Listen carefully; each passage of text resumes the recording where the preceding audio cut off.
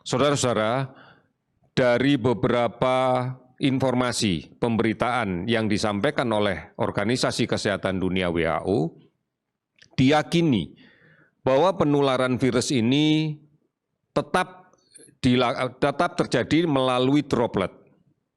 Hanya yang menjadi masalah adalah mikrodroplet. Mikrodroplet ini droplet yang ukurannya lebih kecil dan bisa berada di udara untuk waktu yang relatif lama, apalagi pada ruangan dengan ventilasi dan sirkulasi udara yang tidak maksimal. Kita bisa menyederhanakan dengan mengambil contoh misalnya asap rokok. Dalam satu ruangan tertutup yang sirkulasi udaranya tidak bagus, maka asap rokok ini akan tertahan lama. Dan bagi siapapun yang hanya menggunakan face shield tanpa menggunakan masker, pasti akan bisa mencium bau ini. Kurang lebih demikianlah droplet dari COVID-19 ini. Oleh karena itu penggunaan masker mutlak harus dilakukan, harus dikerjakan, bukan face shield. Karena kita tahu pada mikrodroplet dia akan mengambang di udara. Droplet memang bisa kita lindungi, kita cegah untuk ukuran yang besar dengan menggunakan face shield. Oleh karena itu, tetap kami menyarankan kepada saudara-saudara sekalian, gunakan masker. Lebih baik kalau memang bisa ditambah dengan face shield.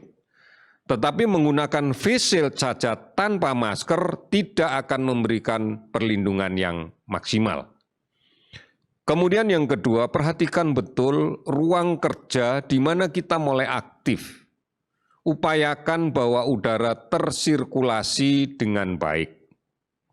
Upayakan udara tergantikan setiap hari. Menggunakan kipas angin pada ruang tertutup hanya akan memutar-mutar udara itu. Tetapi kalau menggunakan exhaust fan misalnya, kita bisa menarik keluar udara yang di dalam dan menggantikan dengan yang baru. Oleh karena itu, saudara-saudara sekalian, penularan ini akan memungkinkan terjadi. Satu sisi, banyak kasus positif dengan gejala yang ringan yang tidak perlu dirawat di rumah sakit, tidak perlu diisolasi di rumah sakit. Sisi yang lain, penularan melalui droplet harus kita cegah. Kita tidak boleh mengandalkan hanya menggunakan face shield saja. Gunakan masker. Ini yang penting. Dan gunakan masker apapun. Namun kita menyadari bahwa masker yang tidak comfort, yang tidak nyaman akan membuat orang menjadi tidak bisa bertahan lama menggunakan masker. Oleh karena itu pilihlah masker yang nyaman. Masker yang masih memberikan ruang di antara masker dengan lubang hidung, ada ruang sehingga kita bisa bernafas dengan baik. Kita tidak menyadari bahwa menurunkan masker ke dagu itu sama dengan mencemari bagian dalam masker dengan penyakit yang mungkin nempel di dagu. Sehingga kalau kemudian kita naikkan lagi ke atas, itu tidak memberikan makna yang baik untuk kita. Oleh karena itu kalau memang terpaksa harus melepas masker, lepas. Jangan disangkutkan di dagu. Karena droplet kita atau kuman penyakit yang ada di luar yang mungkin nempel di dagu akan pindah ke bagian dalam dari masker kita.